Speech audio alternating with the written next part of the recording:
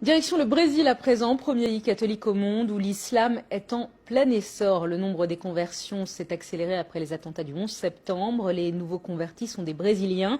Ils se sentent exclus de la société, ils souffrent du racisme. Notre correspondant Pierre-Ludovic Viola s'est rendu dans la banlieue de Sao Paulo où l'islam se développe à grande vitesse. Reportage. Ils sont brésiliens, ils sont noirs, sans aucun contact familial avec l'islam. Tous se sont convertis il y a quelques mois ou quelques années. Pour eux, en changeant les comportements, l'islam est la solution au problème des favelas et des banlieues, à commencer par la drogue. Dans les pays musulmans, il n'y a pas de problème de drogue aussi alarmant qu'ici, au Brésil ou en Europe ou en Occident. Je ne dis pas qu'il n'y a pas de problème dans la communauté musulmane, mais ces problèmes ne sont pas la cause de la mort de tant d'adolescents, de tant de descendants d'Afrique ou de tant de pauvres. Dans cette périphérie de Sao Paulo, minée par le crime et le chômage, c'est le hip-hop qui leur a fait connaître l'islam. Le rap portait déjà les revendications des Afro-Brésiliens. Il est devenu un outil pour convertir.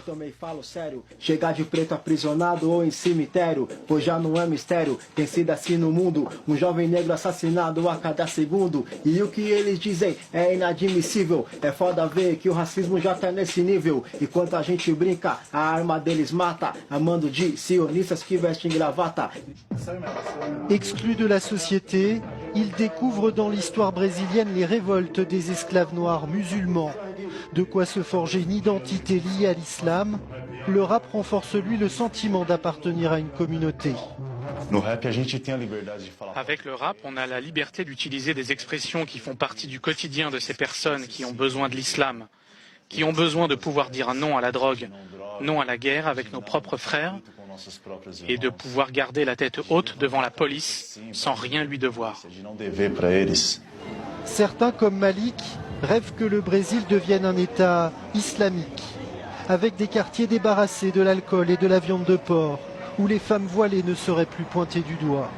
La progression de l'islam au Brésil se fait de manière accélérée. On voit plein de gens qui se convertissent à l'islam, qui sont en quête de l'islam comme forme de connaissance et comme auto-affirmation religieuse. Je ne vois pas d'obstacle et je ne crois pas que ce soit un rêve utopique de penser que le Brésil, dans les prochaines décennies, puisse devenir un État islamique. En l'absence d'un recensement officiel des musulmans, les mosquées et salles de prière représentent le meilleur indicateur de la progression de l'islam au Brésil. Leur nombre, plus d'une centaine aujourd'hui, aurait quadruplé en moins de 10 ans.